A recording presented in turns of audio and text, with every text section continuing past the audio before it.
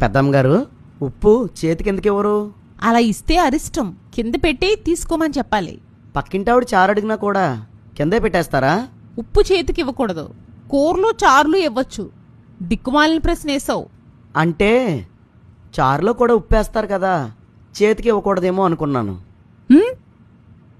పెద్దమ్మ గారు, బయటికి వెళ్ళినప్పుడు నూనె ఎదురు రాకూడదంటారు, నిజమేనా? అవును, అరిష్టం.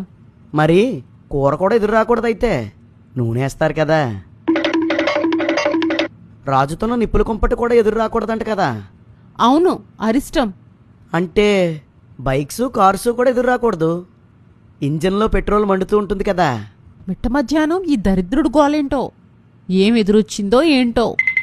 అరిష్టం అరిష్టం అంటున్నారు కదా. ఎవరు చెప్పారు? ఎప్పుడు చెప్పారు? ఏ పుస్తకంలో చెప్పారు?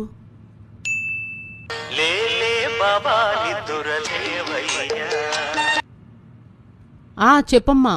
అక్కయ్య గారు, మా కోడలు ఈ వారం తీసుకొద్దాం అనుకుంటున్నాను. ఏ రోజు మంచిదంటారు?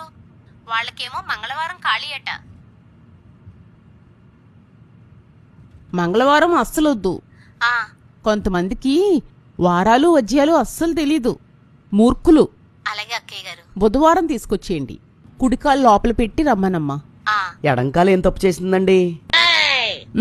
అక్కయ్య గారు, ఉంటానండి. ఉంటాను.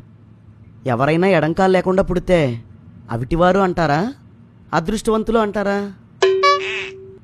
ఎవరికైనా మంగళవారం డెలివరీ అవుతుంటే మంచిది కాదు అని పుట్టకుండా ఆపగలమా?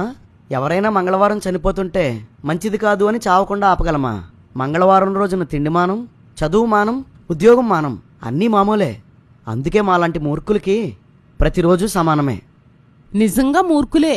అందుకే మీ శుభకార్యాల్లో కోళ్లను చంపి తింటారు. ప్రాణాలు తీస్తే గాని ముద్ద దిగదు మీకు. పెద్దమ్మ గారు, ఆకుకూరలకు కూడా ప్రాణం ఉంటుంది. తోటకూరలో గోంగూరలో తినడం కూడా ప్రాణాలు తీయడమే.